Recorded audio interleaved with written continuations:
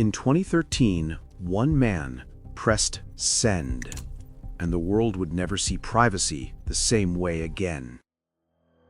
His name? Edward Snowden. Breaking news. The NSA is spying on millions of Americans. Get that story out now. To some, he's a whistleblower, an American patriot risking everything to warn us of mass surveillance. To others, a traitor who handed classified secrets to America's enemies. But how did an ordinary systems administrator become the most famous fugitive on Earth? And what drives a man to defy one of the world's most powerful governments? Edward Joseph Snowden was born in 1983 in Elizabeth City, North Carolina, and raised in a military family. His father, Lonnie, was a warrant officer in the U.S. Coast Guard. His mother, Elizabeth, worked as a clerk at the U.S. District Court. And his maternal grandfather, J. Barrett, was a rear admiral and later a senior FBI official. Growing up surrounded by service and structure, Snowden learned discipline, but his curiosity ran deeper. In high school, he battled mononucleosis, missing nearly 9 months of classes. He eventually dropped out and earned his GED. He attended Anne Arundel Community College and briefly enrolled in an online master's program at the University of Liverpool, but left unfinished.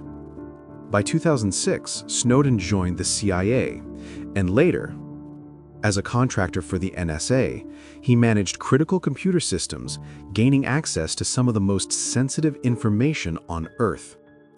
Snowden wasn't a field agent or a spy in the classic sense.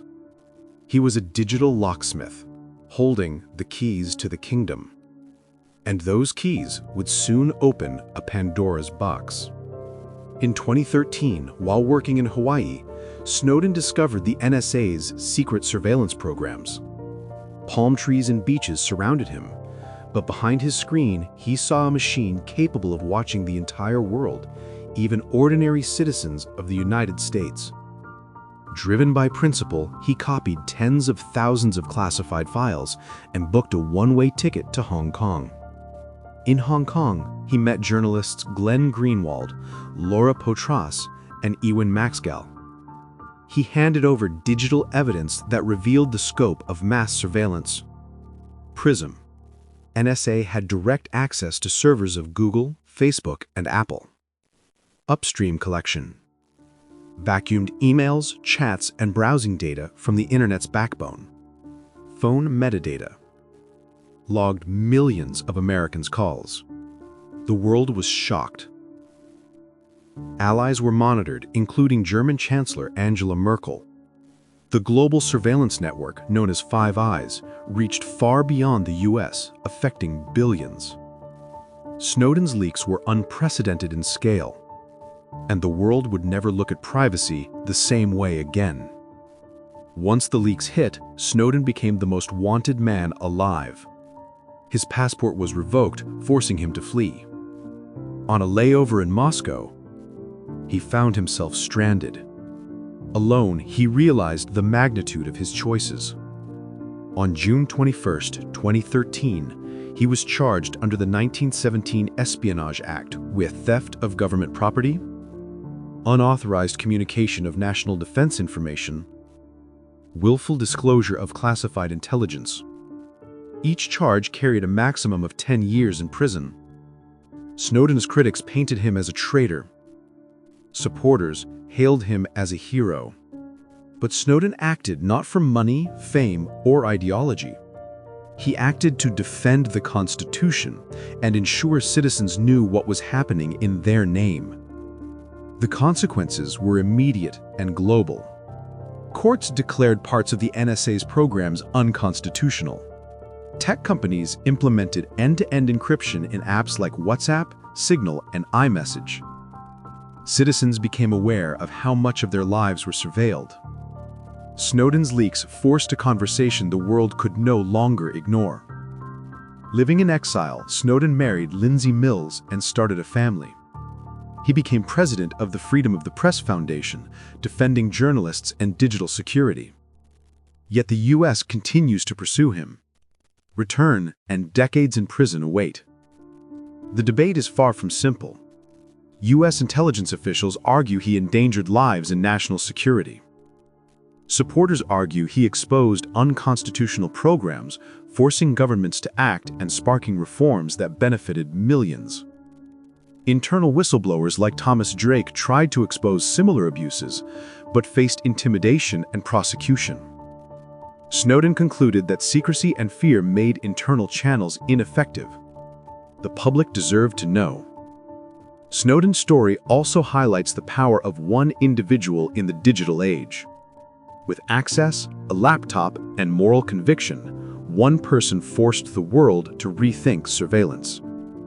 Yet the personal cost is staggering. Snowden lives permanently in Russia, far from home, under constant scrutiny. Despite this, he continues to advocate for privacy, freedom, and transparency. The leaks reshaped technology. Companies strengthened encryption. Governments debated the limits of surveillance. Citizens gained awareness of how much of their lives were surveilled. Snowden's revelations forced action, a testament to the power of informed, courageous choices. Was Snowden right? Was he reckless? Hero or traitor? Perhaps the answer isn't binary. His actions challenge us to consider the delicate balance between freedom and security. They force the world to ask, how much privacy are we willing to trade for protection? How much surveillance can democracy survive? Even years later, the questions remain. Snowden's story continues to provoke debate, inspire reform, and remind us that transparency matters. He didn't act to destroy a system, but to ensure it could be held accountable.